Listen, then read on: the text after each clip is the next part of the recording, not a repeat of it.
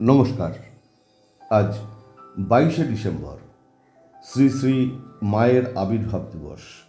তিনি 1853 খ্রিস্টাব্দের আজকের দিনে বাঁকুড়া জেলার বিষ্ণুপুরের অন্তর্গত জয়রামবাটি নামক প্রান্তিক গ্রামে এক দরিদ্র ব্রাহ্মণ পরিবারে জন্মগ্রহণ করেন।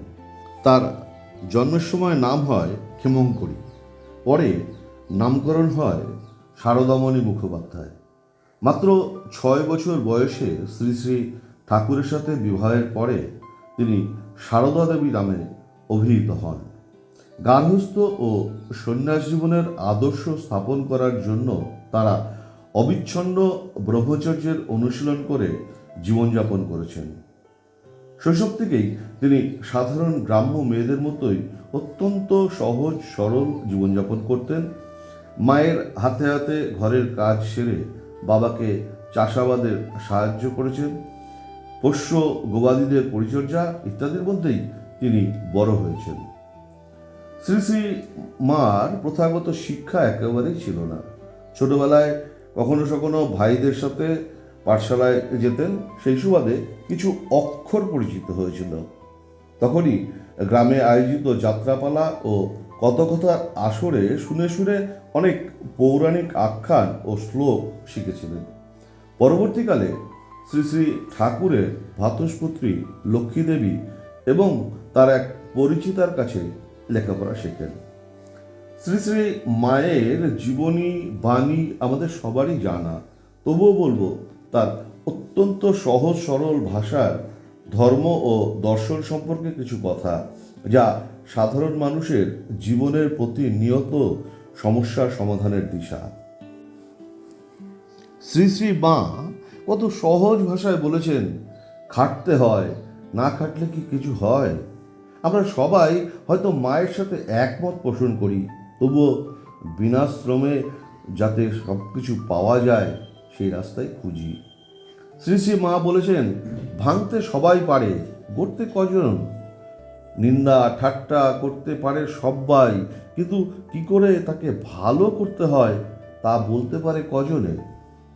সত্যি তো, আমরা সম্প্রদায় ভাঙতেই ব্যস্ত, একটা সুন্দর সৃষ্টিকে অবলীলায় নষ্ট করতে ব্যস্ত। সুন্দর সম্পর্কে মধ্যে ভাঙন ধরাতে প্রস্তুত, কিন্তু সৃষ্টি করি কজন। ভাঙা মনের মানুষটার পাশে কখনো দাঁড়াই। আমরা অনেকেই কোনো অনুষ্ঠানে সমাজের বিশিষ্ট ব্যক্তি, বন্ধু বান্ধব, পরিচিত এবং আত্মীয়কে আমন্ত্রণ করে খাওয়াই। পাশাপাশি ওই অনুষ্ঠানে অনাহুত ক্ষুধার্ত মানুষটি আস্তাকুরের পাশে অপেক্ষা করে উচ্ছিষ্ট খাবারের আশায়। কিন্তু শ্রীমা বলেছেন, 100 জনকে খাওয়াতে হবে না, কিন্তু চোখের সামনে একজন ক্ষুধার্তকে দেখলে তাকে একটু খেতে দিও।